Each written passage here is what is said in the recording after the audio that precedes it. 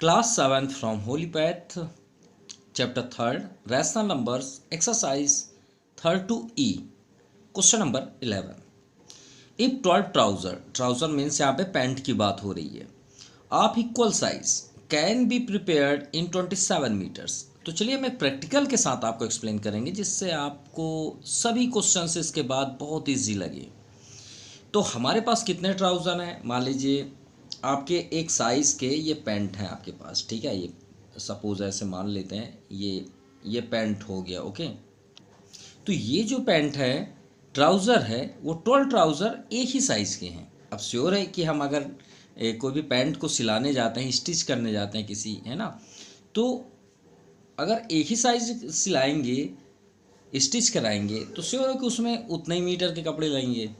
जैसे कि अभी जनरली अगर हम बात करें 160 लगता है आई थिंक, ठीक है. अगर हम प्रैक्टिकल बात करें तो पैंट में 1 मीटर आई थिंक 1 मीटर और 60 सेंटीमीटर ऐसा कुछ लगता होगा, डजेंट मैटर, ठीक है, एक एडल्ट के लिए.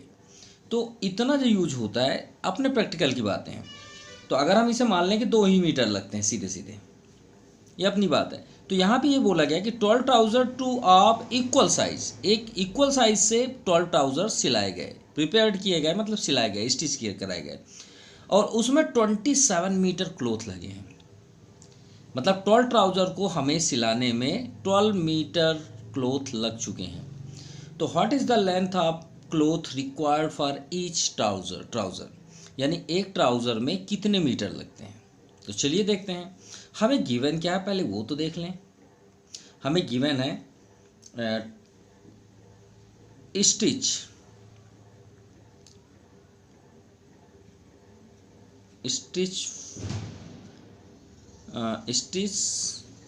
Trouser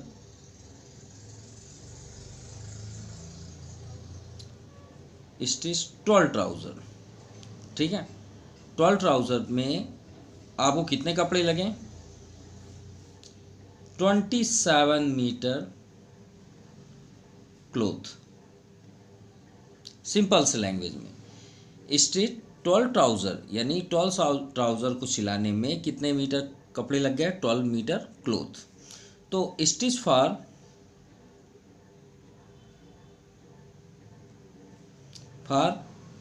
1 trouser.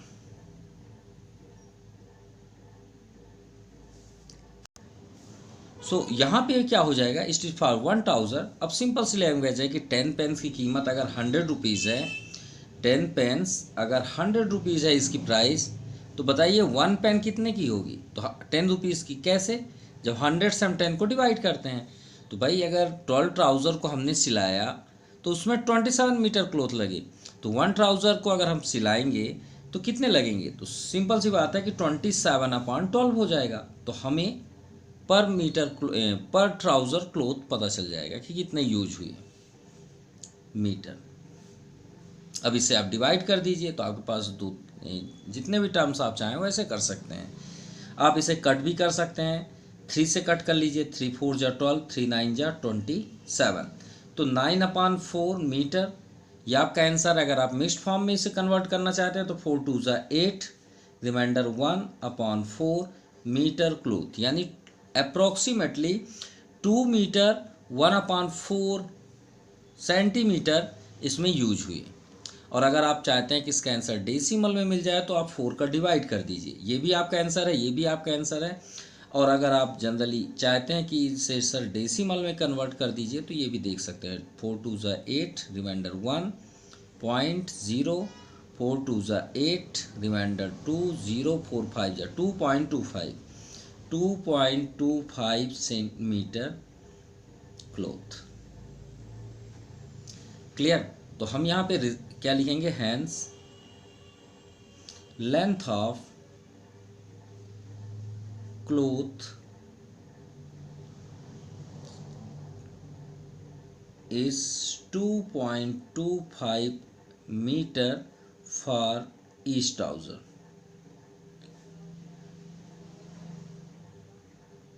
ये आपका आंसर हुआ. Now question number 12. From a rope, एक रोप रस्सी है, रस्सी आप देखे ही होंगे रोप, ये रस्सी आप ले सकते हैं. मान लीजिए इसकी लेंथ कितनी है? 45 मीटर लॉन्ग। कितने?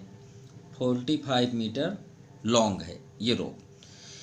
पीस ऑफ इक्वल साइज, तो मान लो कुछ यूज होता है, जैसे कि हमें इस रस्सी के, जैसे मान लीजिए कुछ भी आप कर रहे हैं, कोई चीज़ को बांध रहे हैं। रोप का यूज़ क्यों करते हैं? किसी को बांधने के लिए, टाई करने के लिए।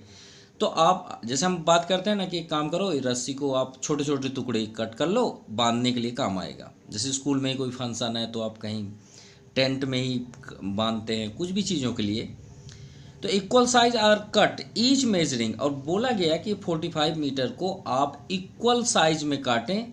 कितने साइज में काटना? 3 कंप्लीट 3/4 मीटर। ठीक है। अब चलिए, आपको अपॉन में है तो नहीं समझ में आ रहा, एक छोटा सा एग्जांपल लेते हैं तो आपको तुरंत आंसर भी समझ में आ जाएगा। मान लीजिए हमने एक रोप लिया। अब ये रोप का लेंथ 10 मीटर है। सपोज इस क्वेश्चन के अगेंस्ट हम काम करते हैं, मतलब हट के काम करते हैं। मान लीजिए 45 की में 10 ले लिए। अब अगर हम आपसे बोलें कि ये 10 मीटर का जो 10 सेंटीमीटर का एक रोप है, 10 मीटर कर लेते हैं, ठीक है, सेंटीमीटर बहुत छोटा हो जाएगा। 10 मीटर का रोप है, और हमने आपसे बोला कि एक काम करो, आप 10 मीटर का आपको हमने रोप दिया, आप एक काम करो, इसे कट कर दो आप 2 मीटर। जितने भी कट जाएं 2 मीटर के आप कट कर दो। तो श्योर है कि आप 2 मीटर कितने टाइम्स कट करेंगे? एक ये 2 मीटर हो गया, एक ये हो गया, एक ये हो गया, और एक ये हो गया, और एक ये हो गया। देखो, देखिएगा, ये आपका 2, यहाँ से यहाँ तक 2, यहाँ से यहाँ तक 2, और यहाँ से यहाँ तक 2, और यहाँ से यहाँ तक 2। कितने 2 हुए? 1 2 3 4 5। तो 5 2 जा 10, यानी पर रोप कितने कटे? 2 मीटर। और हमें जानना है कैसे। तो हमने क्या बोला कि आप 2 मीटर कट करना है, तो हमने टोटल में से 2 को डिवाइड कर दिया, तो 2 5 जा 10, तो हमें मिल गया 5 टर्म्स। तो वही तो यहाँ पे भी करना है। अब ये मिक्स्ड फॉर्म में है तो ऐसा नहीं कि हमारे रूल्स चेंज हो जाएंगे, रूल्स वही रहेंगे। तो हम यहाँ पे क्या लिखेंगे? सॉल्व में सबसे पहले लिखेंगे लेंथ ऑफ रोप, या आप टोटल लेंथ लिख सकते हैं। लेंथ ऑफ रोप कितना है? 45 मीटर्स। ठीक है, इतना हो गया। अब cut equal piece, cut equal piece, हमें कितना मतलब इक्वल पीस कट करना है? हमें कट करना है 3 कंप्लीट 3/4, 3 कंप्लीट 3/4 मीटर्स। तो क्यों नहीं इसे कंप्लीट कर लें? 3 4 जा 12, 12 और 3 15, 15/4 मीटर। इतना हमें कट करना है पर इक्वल। जैसे हमने इसमें कट किया 2 मीटर, तो इस 45 में हमें कितना कट करना है? मान लीजिए एक कट किए 15/4, और आपको अगर 15/4 नहीं समझ में आता तो आप इसे डिवाइड कर लीजिए ना। 4 3 जा 12, रिमाइंडर 3, तो 30 हो गया। 4 7 जा 28, रिमाइंडर 2, 4 5 जा 20, यानी अप्रोक्सीमेटली 3 मीटर 75 सेंटीमीटर कट करना है। अब ये तो आसान था, पता चल गया कि 5 पीस कटेंगे। अब ये 3.75 थोड़ी समझ में आएगा, तो भाई डिवाइड करके देख लेते हैं कितने पीस हमें मिलेंगे। चलिए, तो यहाँ पे हमें क्या फाइंड करना? How many piece are cut off. तो यहाँ पे लिखेंगे length of equal cut piece.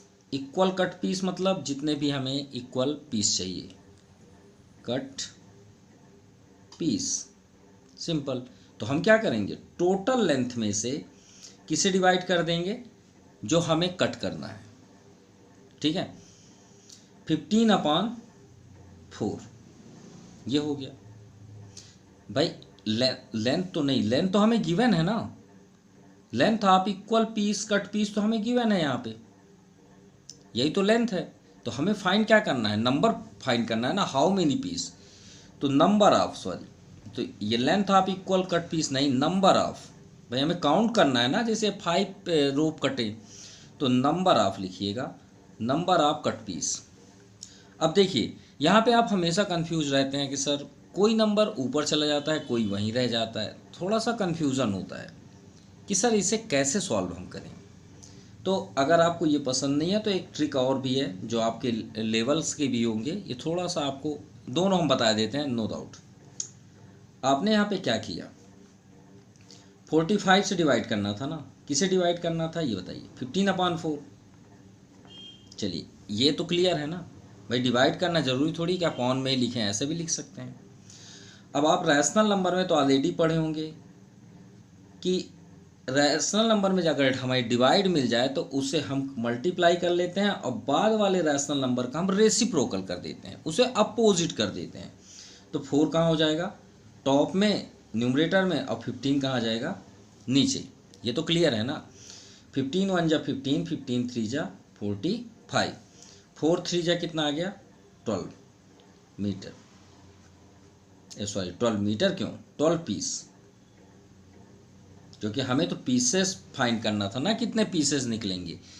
मतलब ये 45 जो मीटर्स का रोप है उसे 3.75 मीटर से अगर कट करें तो कितने पीस हमारे पास आएंगे, टुकड़े 12, 1 2 3 4 5 6 7 8 9 10 11 12, ऐसे इतने टुकड़े हमें मिल गए, यानी 12 पीस हमें मिल गए।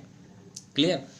और जो यहाँ पे बात कर रहे थे, अगर आप ये अपॉन पसंद करते हैं तो आपको हम बता देते हैं, जो मेन अपॉन होता है वो डिसाइड करता है कौन सा नंबर ऊपर जाएगा कौन सा नहीं जाएगा। अगर मेन अपॉन, देखिए अपॉन तो इसके पास भी है, मेन अपॉन इसे हम क्यों बोल रहे हैं, क्योंकि आप इससे इसको डिवाइड कर रहे हैं ना, तो 45 ऊपर हुआ और ये डिवाइड का है, डिवाइड तो ये भी है लेकिन मेन अपॉन ये है, यहाँ पे हम डिवाइड कर रहे हैं इससे इसको। तो अगर इस अपॉन के नीचे अगर एक और अपॉन है तो नीचे वाला नंबर ऊपर जाएगा, ये बात याद रखिएगा, ठीक है। लेकिन अगर हम एक और प्रैक्टिकल आपको दिखा देते हैं, सपोज मानिए 3/4 है और मेन अपॉन ये है, मेन अपॉन ये है और ये 4 है, तो देखिए मेन अपॉन के नीचे सिर्फ सिंगल एक नंबर है, तो ये कभी भी ऊपर नहीं जाएगा, ये आपका डिनोमिनेटर में ही रहेगा यहीं पे, यानी 3/4 × 4 ऐसे लिखेंगे। और इसे अगर आप करते हैं, आपको ये पसंद आया होगा हमें मालूम है, लेकिन अगर आप इस तरह से करना चाहते हैं तो इसको भी बता देते हैं। 45 के पास क्या चला गया 4 और 15 वहीं रह गया, 15 3 जा 45, 4 3 जा 12। Clear. Now question number 13, the cost of two complete 3/4 meter of cloth, उसकी प्राइस कितनी है 146 कंप्लीट 2/3 रुपीज़। तो अपॉन में आपको नहीं समझ में आ रहा है तो कुछ एग्जांपल हम अपने से लेते हैं, ज़रूरी थोड़ी कि हम यही लें। अच्छा हम आपसे ये बोलें कि मान लीजिए 5 मीटर, इसे थोड़ा हटा के हम बात करें कि 5 मीटर है, सपोज थोड़ी देख ले, मान लें क्लोथ का प्राइस,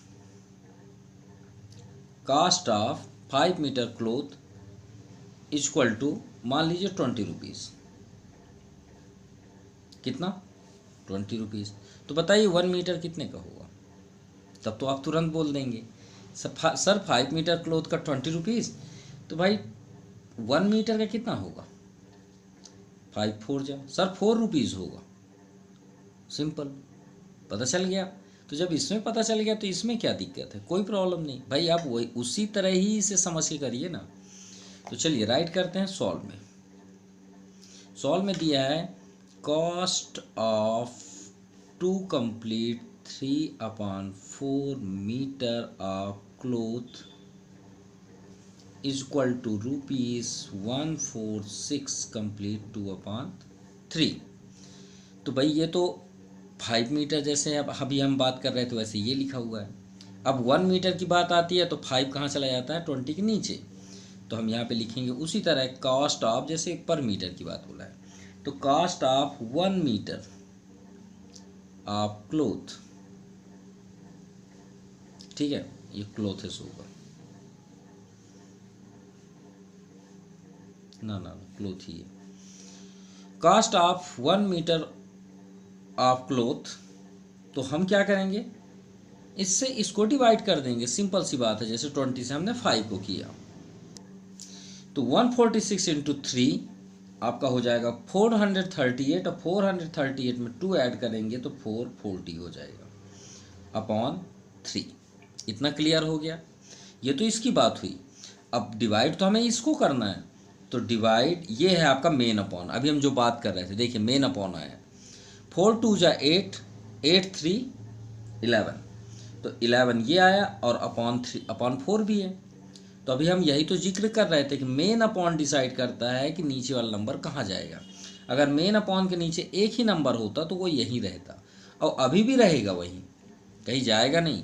और जो उसके अपॉन है वो जाता है टॉप में, और अगर मेन अपॉन के नीचे दो अपॉन नहीं है तो कभी भी ऊपर न्यूमरेटर में नहीं जाएगा। ये बात याद रखिए। आपको अगर ये पसंद है तो ठीक है, अदरवाइज आप ये भी लिख सकते थे। मान लीजिए आपको पसंद नहीं आया तो हम दोनों तरीके दिखा देते हैं। 440/3 इसका सॉल्यूशन से ये आया। आप डिवाइड का सिंबल बनाते, फिर क्या लिखते, ये 4 2 ज़ा 8 3 11 11/4 ऐसा लिखते हैं। फिर उसके बाद आप क्या करते, 440/3 डिवाइड का सिंबल इनटू, और इसे आप चेंज कर दीजिए 4/11 कंप्लीट। 11 4 ज़ा 44। क्लियर, इतना भी क्लियर हो गया। अब इसे थोड़ा देख ले हटा देते हैं, आपको समझाने के लिए हमने किया। अब आपको अगर इस सिस्टम से करना तो भी आप कर सकते हैं, आप यहीं पहुंच जाएंगे। आप देखना हो देख सकते हैं। 440 के पास देखिए 4 गया कि नहीं गया, ये देखिए बगल में है, और 3 के पास 11, ये है 3 के पास 11 कंप्लीट। चलिए इसके आगे करते हैं। तो यहाँ पे देखिए 4 4 ज़ा 16 160/3, ये आपका आंसर है। आप चाहें तो आप इसे मिक्स्ड फॉर्म में भी कन्वर्ट कर सकते हैं। तो चलिए मिक्स फॉर्म में कर लें, क्योंकि रुपीज़ तो हमें कन्वर्ट करके ही बताना पड़ेगा, ऐसे तो नहीं बता सकते कि 160/3 रुपीज़, ये कोई वर्ड तो है नहीं। तो 3 से आप 160 को डिवाइड कर दीजिए। 3 5 ज़ा 15 1 3 3 ज़ा 9 रिमाइंडर 1। हमें देखिए डिनोमिनेटर कभी चेंज नहीं होता, कभी भी नहीं चेंज होता, हमेशा याद रखिएगा। ये अपनी जगह ही लिख दीजिए, या ये जगह होती है रिमाइंडर की, जो रिमाइंडर आए उसको यहाँ पे लिख दीजिए, और जो क्वोशंट आता है उससे सामने लिखिए, सिंपल। और ये आज के लिए नहीं है, चेंज होने वाले नहीं है। तो ये हुआ आपका 1 मीटर ऑफ क्लोथ का price. Hence cost price of 1 meter cloth is ₹53 complete 1/3 sorry, ये आपका आंसर है। Now question number 14, it's a very important question and very difficult question, जिन्हें लगता है उनके लिए, बट वेरी इजी क्वेश्चन, और बहुत इंटरेस्ट है इस क्वेश्चन में। आप देखेंगे तो बोलेंगे कि अरे ये तो बहुत सर इजी क्वेश्चन था। From a rope 48 complete 1/2 meter long. चलिए ठीक है, एक रोप लेते हैं, इसका जो लेंथ है वो 48 कंप्लीट 1/2 मीटर है। चलिए ये तो समझ में आ गया ना। अब यहाँ लिखा है एज मैनी पीस ईच। अब इसे हमें फिर से कट करना है भाई, यहाँ से कट करना है, मतलब जितना वो बोला गया है कितना हमें कट करना है, 3 complete 3/4 meter long as possible. मतलब हमसे ये बोल रहा है कि इतने मीटर का आप कट करो जितना पॉसिबल हो सके। आपका आंसर यहीं पे है, यही है आपका आंसर। अब आप सोच रहे हैं सर एक तो आंसर नहीं आ रहा और आप बोल रहे हैं कि बिना सॉल्व किए कि यही आंसर है। इसको करने में भी आपको बहुत तकलीफ हो रही होगी, आंसर ही नहीं मिलता होगा। तो चलिए आपको समझा दे रहे हैं कि क्या इस क्वेश्चन में है, क्योंकि आपका आंसर यही है आपका आंसर। अब सिंपल सा लैंग्वेज में अगर हम बात करें कि ये क्वेश्चन कह क्या रहा है, क्वेश्चन का कहने की ये मीन्स है कि हमने आपको इतने मीटर का रोप दिया, आप इतने मीटर कट करिए और हमें बताइए कितने आप पीस कट कर सकते हैं, जितना पॉसिबल हो सके। ये नहीं बोल रहा है कि आप हाँ बताओ कितने कटेंगे, ऐसे वर्ड नहीं बोल रहा है। सिर्फ वो बोल रहा है कि भाई आप बता दीजिए कितने पॉसिबल कट होंगे, बस। और उसके कट होने के बाद कुछ अगर एक्स्ट्रा बचते हैं रो, मान लीजिए आप यहाँ तक कट किए पूरे इक्वल और इतना एक छोटा सा पार्ट बच गया, तो पूछ रहा है कि फाइंड हाउ मेनी पीस, बता दीजिए कितने पीस कटेंगे, कैन बी कट, जितने आप कट कर सकते हैं। देखिए कैन लिखा है, कैन बी कट, जितना आप कट कर सकते हैं, and what fraction is left, और कितना अगर छोटा सा टुकड़ा भी बचा है तो बता दीजिए भाई कितना बचा है।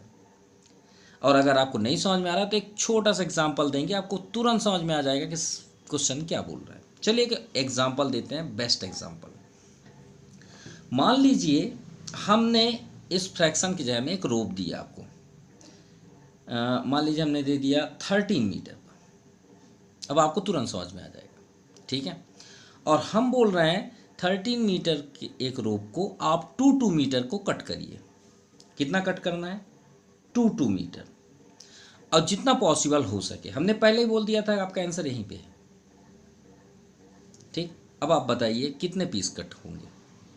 तो आप क्या कर रहे हैं, 13 में 2 का डिवाइड किए कि नहीं किए? किए या नहीं किए? करेंगे। कितना हुआ? 2 6 जा 12।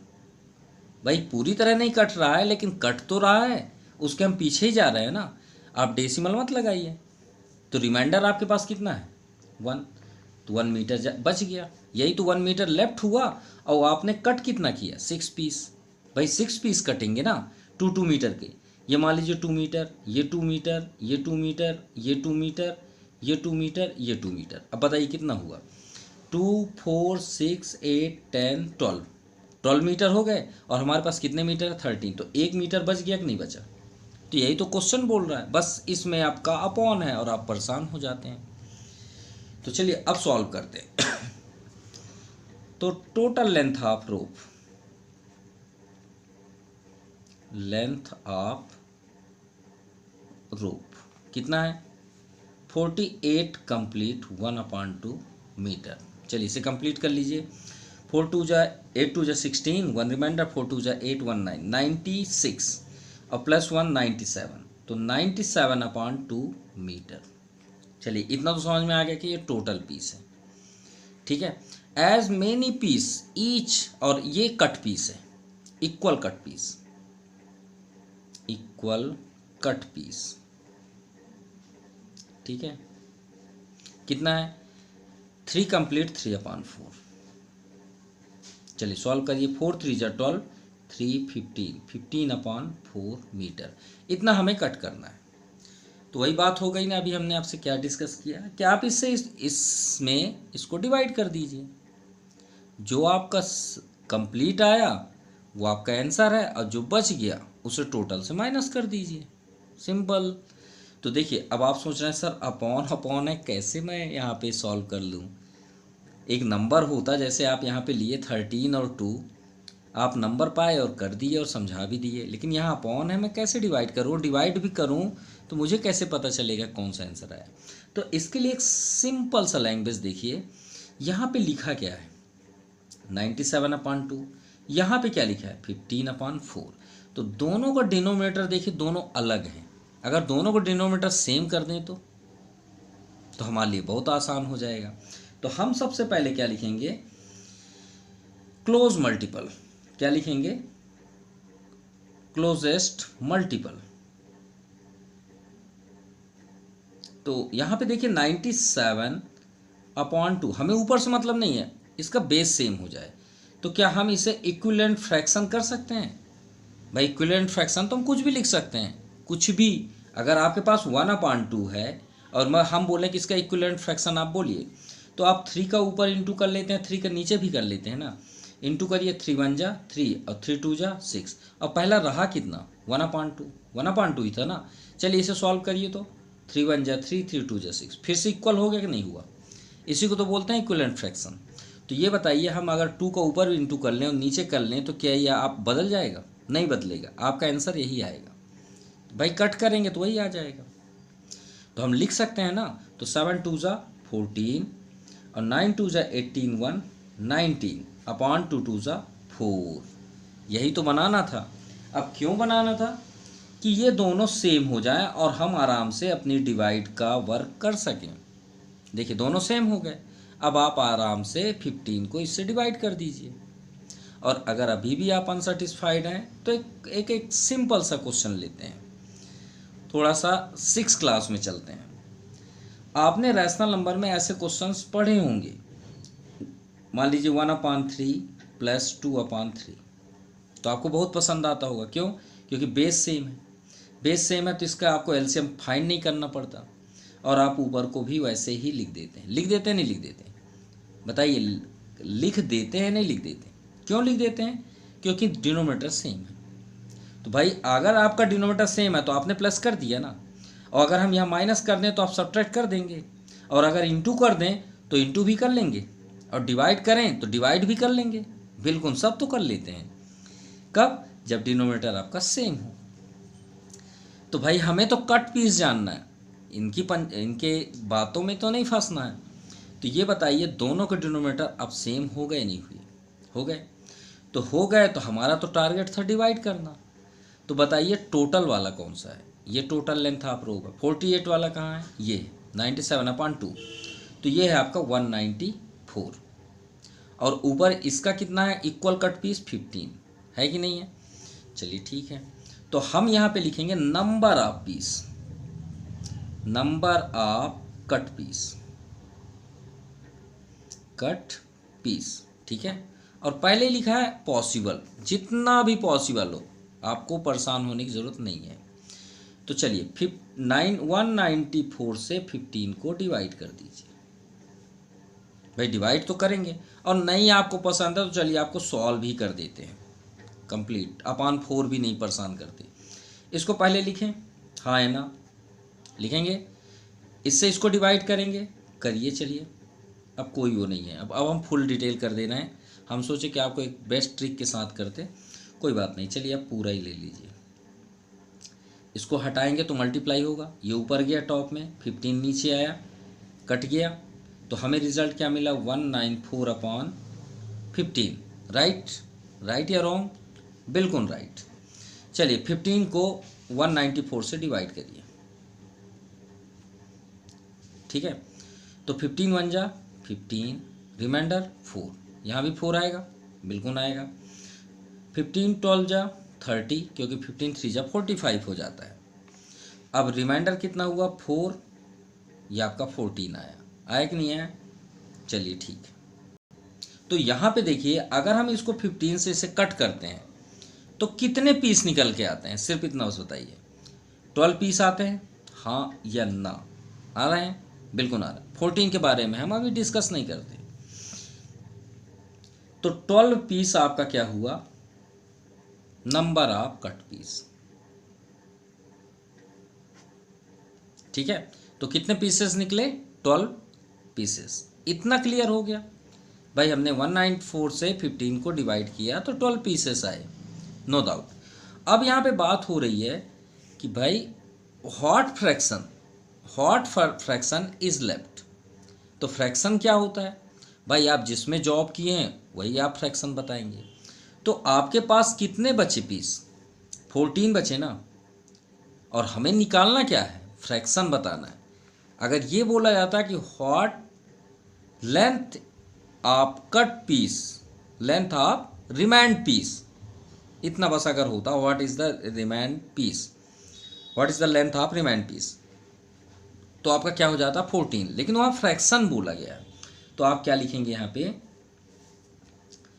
Therefore the remainder